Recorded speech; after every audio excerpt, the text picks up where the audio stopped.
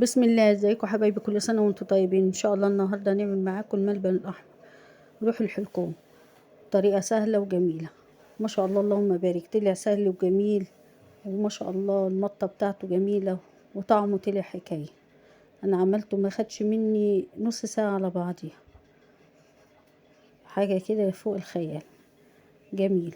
انا السنة اللي فاتت عملت معاكم السمسمية والفولية والحمصية، وان شاء الله النهاردة هعمل معاكم الملبن الاحمر. تعالوا نشوف هنعمله ازاي. معايا هنا طاسة وقلم. اعمليه في اي حاجة. معاكي بقى كوباية ونص من السكر، كوباية ونص من المية، ونص ليمونة هعصرها، ومعلقتين كبار من عسل الكلوكوز، وهقلبهم مع بعضهم كده واروح رافعهم على النار. انا هنا هدوب بس السكر الاول، وبعد كده هنزل بعسل الكلوكوز،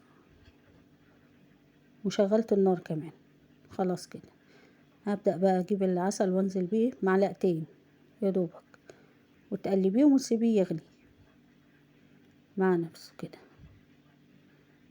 حاجة بسيطة ورخيصة ومش مكلفة للدرجة يعني، وارخص ما تشتريها من بره. انا هنا هنزل اهو بمعلقتين العسل الكلوكوز. ما عندكيش عسل كلوكوز ممكن عسل نحل، بس هو الاوفر بصراحة والاحسن يعني. انا كان عندي البطرمان طلعت منه. هفضل بقى اقلب لحد العسل ما يدوب كده مع المية والسكر، وهسيبهم بقى يغلوا مع نفسهم كده.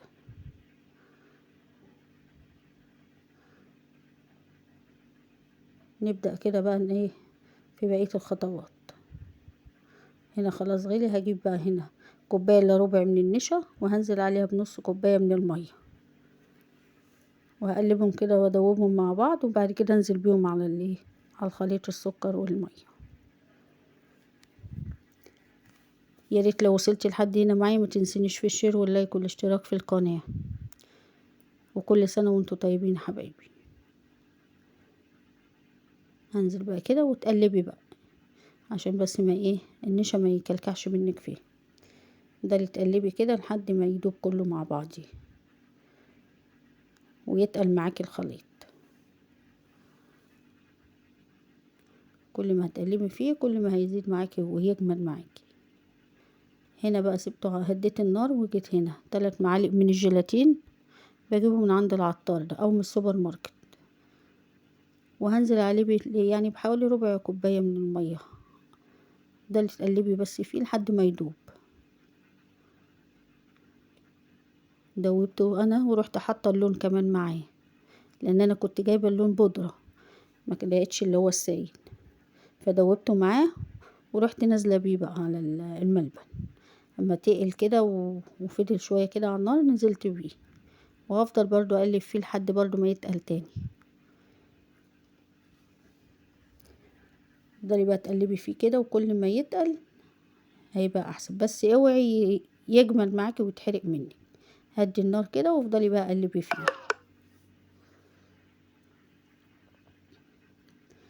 عندك بقى موارد حطي، عندك فانيليا حطي، بس انا حطيت له برضو موارد لان احنا بصراحة بنحبه بالطعم ده. انتي مش حابة الموارد حطي له فانيليا. وهفضل بقى اقلب فيه كده لحد ما يتقل معايا.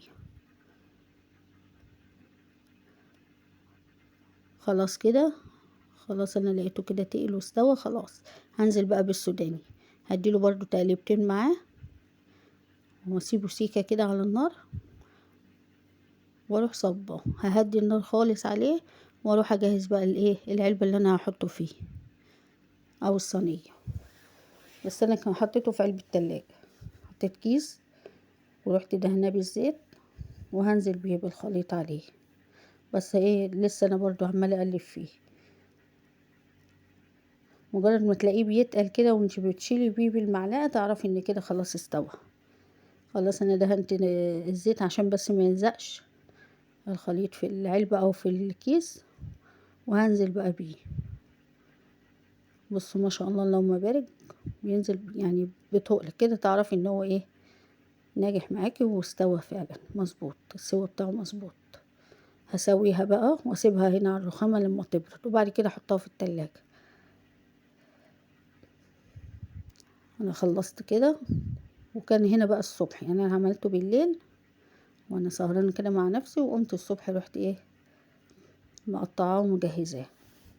شلته من الكيسه ومن العلبه، ورحت قلت هنا جبت سكينه ودهنتها ايه زيت عشان تعرفي بس تقطعيه. وبدأت بقى اقطع فيه. تقطعيه بقى براحتك، عايزاه مكعبات مثلث مستطيلات براحتك. انا قطعته كده قطع طويله كده وخلاص. وهحطه بقى في التلاجة تاني، عايزه تحطيه في كيس او في علبه براحتك. انا هرجعه العلبه اللي كان فيها، وهحطه بقى في التلاجة. ما شاء الله طلع جميل وطعمه جميل وعجب الولاد قوي. وكل سنه وانتم طيبين. ما تنسوش بقى تصلوا على النبي عليه الصلاة والسلام. اللهم صل وسلم وبارك عليك حبيبي يا رسول الله.